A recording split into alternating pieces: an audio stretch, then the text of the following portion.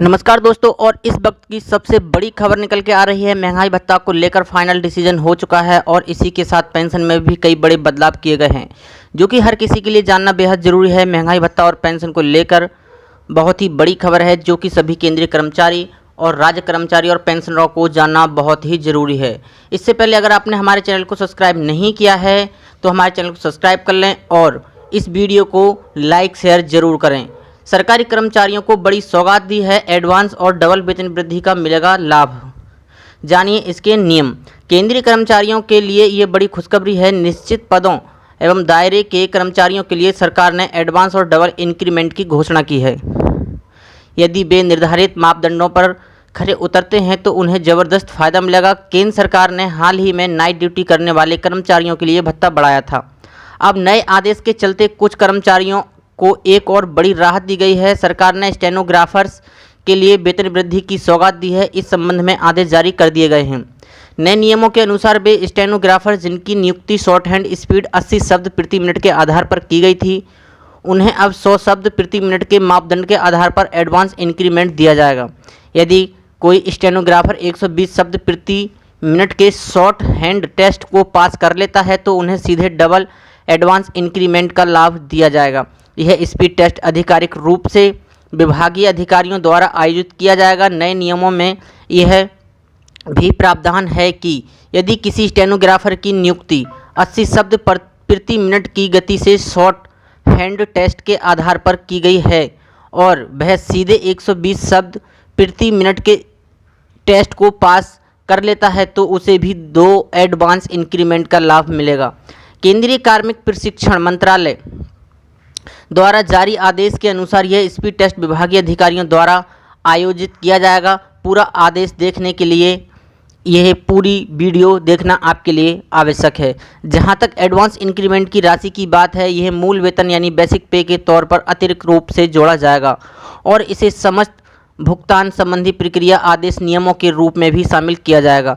जब यह advance increment खातों में भुगतान के निर्धारण, प्रमोशन, पदोन्नति, MACAP के अनुदान पर, हायर स्केल यानी उच्चतम वेतनमान की स्थापना या वेतन स्तर के पुनर्निर्धारण, संशोधन, वेतन संरचना आदि के आधार पर तय हो जाएगी तो इसे सेपरेट एप्लीमेंट यानी किसी पृथक व्यवस्था के तौर पर नहीं माना जाएगा। साथ ही एक और बड़ी खबर निकल के आ रही है। हिमाचल में सरकारी कर्मचारियों के लिए अच्छी खबर है, मिली एक नई यह सुविधा। सामान्य भविष्य निधि अभिदाताओं की वर्ष 2019-20 की GPF स्टेटमेंट हिमाचल प्रदेश की सरकार वेबसाइट himcosh.nic.in पर उपलब्ध करवा दी गई है। सभी आहरण एवं संबंधित करण अधिकारी उनके अधीनस्थ अधिकारियों व कर्मचारियों की वार्षिक सामान्य भविष्य निधि विवरणियां वेबसाइट से डाउनलोड कर सकते हैं। इस संबंध में जानकारी देते हुए हिमाचल महालेखाकार कार्यालय के एक प्रवक्ता ने बताया कि आहरण एवं वितरण अधिकारी को GPF स्टेटमेंट डाउनलोड करने के लिए प्रदेश की सरकार ने जो वेबसाइट पर हिमकोश पर जाकर column treasury code, DDO code और पासवर्ड भरना होगा। उपभोक्ता संबंधित आहरण एवं वितरण अधिकारी से अपना वार्षिक GPF खाता विवरण प्राप्त कर सकता है और अपनी संतुष्टि के लिए विस्तृत रूप से उसकी जांच कर सकता है। वह अपनी शेष राशि की पुष्टि भी कर सकता है और किसी प्रकार की त्रुटि के संबंध में महालेखाकार कार्यालय की ईमेल पर अपनी शिकायत दर्ज करवा सकता है। उन्होंने कहा है कि उपभोक्ता aghp.cag.gov.in वेबसाइट पर अपनी वार्षिक विवरण को देख सकता है। साथ ही कर्मचारियों के लिए एक और बड़ी खबर निकल के आ रही है। कर्मचारी के हित में मुख्यमंत्री शिवराज की बड़ी अपील। मध्य प्रदेश के लाखों कर्मचारी अधिकारियों के जुलाई 2020 के वेतन में होने वाली वार्षिक वेतन वृद्धि पर बने संकट को लेकर मुख्यमंत्री शिवराज सिंह चौहान का बड़ा बयान सामने आया है। CM ने प्रदेश के समस्त शासकीय अधिकारी कर्मचारियों से वार्षिक वेतन वृद्धि को लेकर चिंतित न होने की अपील की है। CM शिवराज ने कहा है कि हर अधिकारी कर्मचारियों को नियत समय से वार्षिक वेतन वृद्धि का लाभ दिया जाएगा, लेकिन इस समय कोविड संकट के चलते जनहित में वेतन वृद्धि का वास्तविक लाभ स्थितियां सामान्य होने पर ही मिल सकेगा। मुख्यमंत्री श्री चौहान ने कहा है, प्रदेश को कोरोना संकट से बाहर निकालने के उद्देश्य से अभी अधिकारी कर्मचारी सरकार के इस निर्णय का समर्थन और सहयोग करेंगे।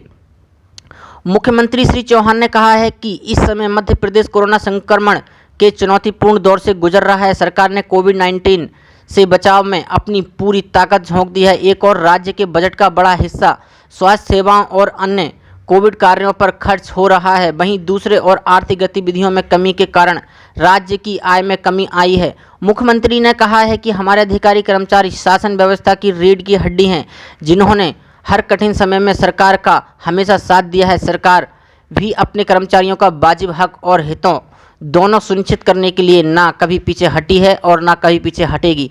गौरतलब है कि राज्य के 10 लाख से ज़्यादा कर्मचारियों को जुलाई 2020 से 3.3% इंक्रीमेंट दिया जाना है। इससे राज्य सरकार पर 900 करोड़ रुपए अतिरिक्त बोझ पड़ेगा। इसे देखते हुए वित्त विभाग ने 5 दिन पहले ही IFMS सॉफ्टवेयर से इंक्रीमेंट ऑप्शन को ब्लॉक कर दिया था। अगर सरकार की तरफ से सरकारी कर्मचारियों को एरियर और इंक्रीमेंट नहीं दिया जाएगा तो उन्हें प्रति माह 3 से 4 हज़ार रुपये का नुकसान होगा। वहीं IFMS सॉफ्टवेयर से इंक्रीमेंट ऑप्शन के ब्लॉक किए जाने से ट्रेजरी अफसरों ने वित्त विभाग को पत्र लिखा है। साथ ही वेतन और भत्तों पर लगने वाले ट्रेजरी की भी शिकायत की है। इस देरी के चलते कर्मचारियों में निराशा है। बीते समय में कोरोना संकट को देखते हुए कर्मचारियों को 7वें वेतनमान की तीसरी और अंतिम किस्त का एरियर देने पर सरकार ने रोक लगा रखी है। अब तक मई में मिलने वाले 7वें वेतनमान की तीसरी किस्त भी अटकी हुई है।